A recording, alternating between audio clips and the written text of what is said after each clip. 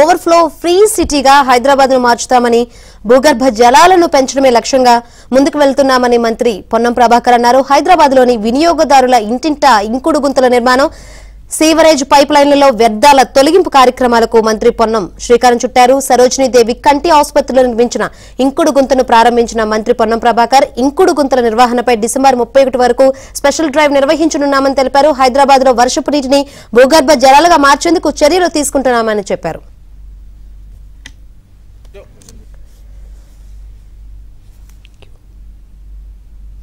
మరోవైపు నిత్యం పొంగే మ్యాన్ హోల్ను గుర్తించి సమస్య పరిష్కారానికి కృషి చేస్తామని, మురుగునీటిని ఎస్టీపీల ద్వారా శుభ్రం చేసేందుకు ఏర్పాట్లు చేస్తున్నామని మంత్రి పొన్నం తెలిపారు. భూగర్భ డ్రైనేజ్ పైప్ లైన్ల సామర్థ్యం పెంపునకు చర్యలు తీసుకుంటున్నామని, ఇందులో భాగంగా కాలం చెల్లిన పైప్ లైన్ల మార్పునకు ప్రణాళికలు సిద్ధం చేశామని చెప్పారు. ఇక క్షేత్రస్థాయి పనులపై జీపీఎస్ ట్రాకింగ్ ద్వారా పర్యవేక్షణ చేయనున్నామని, సేవరేజ్ సమస్య 3 నెలల్లో 30% తగ్గించాలన్నదే లక్ష్యంగా పెట్టుకుని ముందుకు వెళ్తున్నామని స్పష్టం చేశారు. గాంధీ జయంతి నుంచి సేవరేజ్ స్పెషల్ డ్రైవ్ అమలుకు శ్రీకారం చుట్టామని, సేవరేజ్ ఓవర్ ఫ్రీ సిటీ లక్ష్యంగా ప్రత్యేక కార్యాచరణ రూపొందించినట్లు మంత్రి పొన్నం తెలిపారు.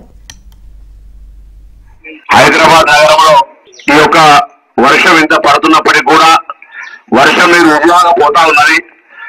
దాన్ని ఏ విధంగా ప్రతి చుక్కను భూగర్భ జలంగా మార్చుకోవాలనేటువంటి దాని కొరకు ఈ రోజు నుంచి డిసెంబర్ 31 వరకు హైదరాబాద్ జంట నగరాల ప్రజలకందరికీ కూడా తెలంగాణ ప్రభుత్వ పక్షాన్ని విజ్ఞప్తి చేస్తా ఉన్నాం.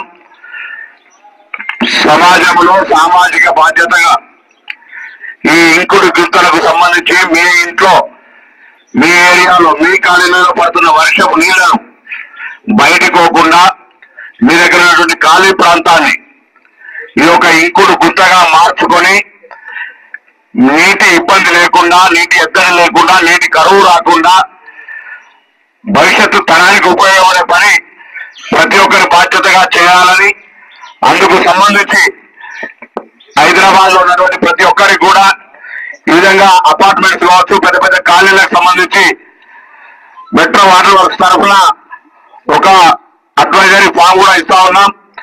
దయచేసి పెద్ద ఖర్చు అయ్యేటువంటి కార్యక్రమం కాదు, అనేకమైన విధంగా సమాజంలో ఖర్చు జరుగుతున్నది.